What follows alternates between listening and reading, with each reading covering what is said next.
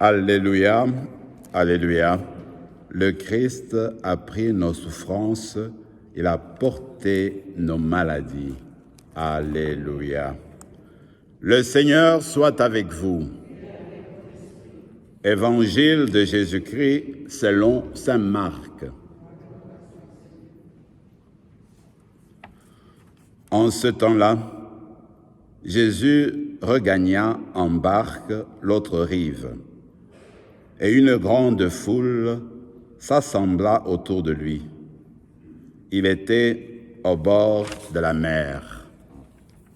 Arrive un des chefs de synagogue nommé Jaïr. Voyant Jésus, il tombe à ses pieds et le supplie instamment. Ma fille, encore si jeune, est à la dernière extrémité. Viens lui imposer les mains pour qu'elle soit sauvée et qu'elle vive. Jésus partit avec lui, et la foule qui le suivait était si nombreuse qu'elle l'écrasait. Or, une femme qui avait des pertes de sang depuis 12 ans, elle avait beaucoup souffert de traitements de nombreux médecins et elle avait dépensé tous ses biens sans avoir la moindre amélioration. Au contraire, son état avait plutôt empiré. Cette femme donc, ayant appris ce qu'on disait de Jésus, vint par derrière dans la foule et toucha son vêtement. Elle se disait, en effet, si je parviens à toucher seulement son vêtement, je serai sauvée. À l'instant, l'hémorragie s'arrêta et elle ressentit dans son corps qu'elle était guérie de son mal. Aussitôt, Jésus se rendit compte qu'une force était sortie de lui. Il se retourna dans la foule et demandait « Qui a touché mes vêtements ?»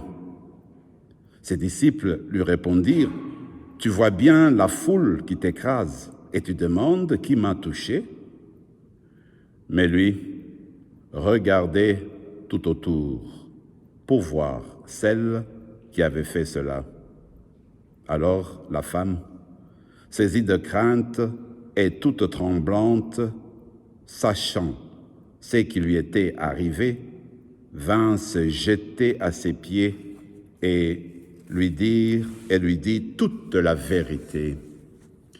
Jésus lui dit alors, « Ma fille, ta foi t'a sauvée.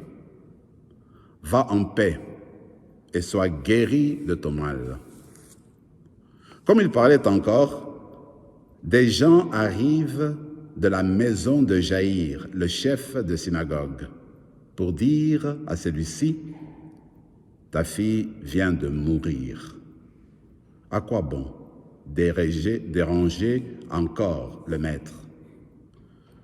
Jésus, surprenant ces mots, dit au chef de synagogue, « Ne crains pas, crois seulement. »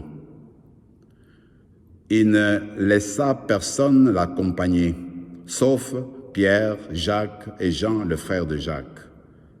Ils arrivent à la maison du chef de synagogue.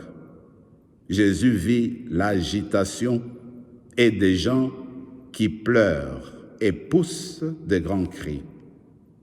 Il entre et leur dit, « Pourquoi cette agitation et ces pleurs? L'enfant n'est pas morte, elle dort. » Mais on se moquait de lui. Alors, il met tout le monde dehors, prend avec lui le père et la mère de l'enfant et ceux qui étaient avec lui. Puis, il pénètre là où reposait l'enfant il saisit la main de l'enfant et lui dit « Talitha koum », ce qui signifie « Jeune fille, je te le dis, lève-toi ». Aussitôt, la jeune fille se leva et s'est mise à marcher. Elle avait en effet 12 ans. Ils furent frappés d'une grande stupeur. Et Jésus leur ordonna fermement de ne le faire dire à personne. Puis, il leur dit de le faire manger. Acclamons la parole de Dieu.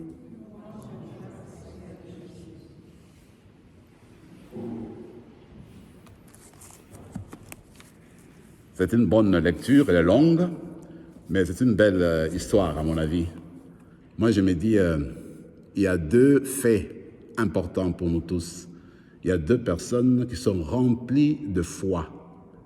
La première personne, c'est le chef de la synagogue, Jaïr. Alors, cet homme-là vivait dans son cercle, parce que comme chef de synagogue, il était responsable d'une communauté, il prêchait la parole de Dieu, il était en contact avec les gens autour de lui. Mais il me semble, à un moment donné, il s'est rendu compte que tout ce qu'il avait comme ressources, rien ne pouvait le conduire à résoudre le problème de sa petite fille qui était malade et qui se mourait. C'est ainsi qu'il avait déjà entendu parler de Jésus, mais en fait, sa foi l'a fait sortir de son cercle de synagogue et il est sorti pour aller parler avec Jésus. Jésus l'accueille, il dit tout de suite, on va le voir, n'est-ce pas, ta fille? Regardez, alors qu'ils allaient en cours de route, comme dit le texte, eh bien, il a fallu que Jésus s'arrête, qu'il s'occupe de l'autre personne qui était malade. Alors là, Jaïr était patient, il attendait. Il avait encore foi dans le Seigneur. Il dit, il reviendra. Nous allons en tout cas partir voir, n'est-ce pas, ma petite, et elle va guérir. Alors qu'ils étaient encore en train d'attendre, voilà que, comme dit le texte, il apprend que non, sa fille venait de mourir. Encore là, sa foi va encore sauter, parce que, ça va bondir. Pourquoi? Parce que Jésus va lui dire, écoute, sois calme, t'en fais pas, crois seulement, on va continuer, on va y aller.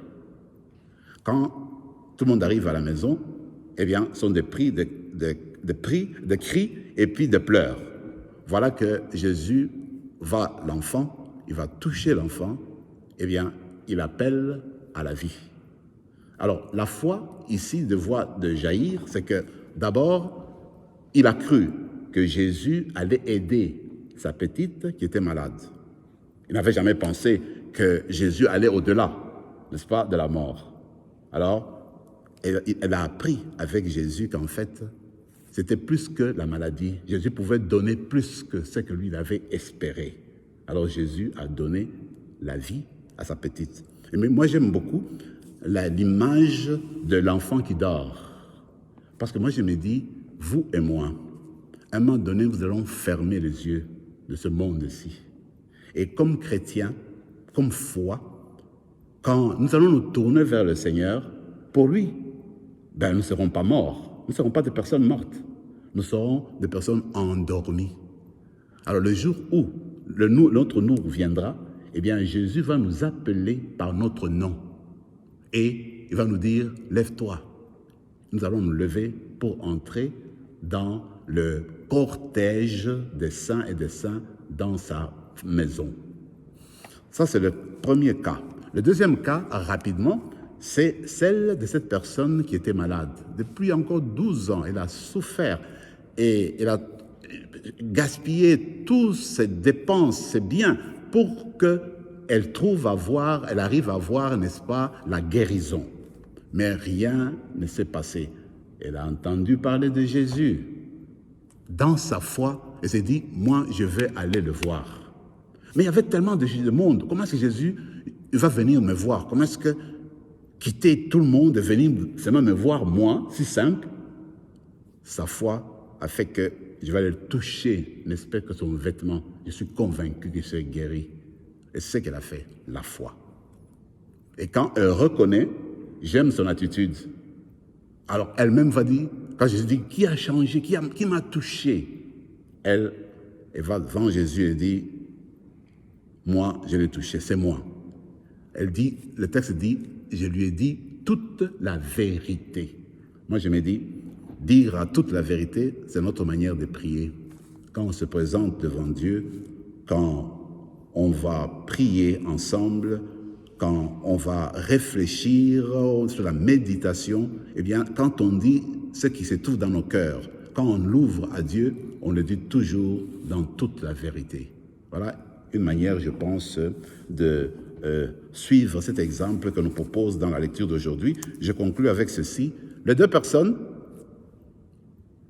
le prêtre, celui qui travaille à la synagogue, et même la dame, eh bien, les deux étaient dans l'incapacité de résoudre leurs problèmes.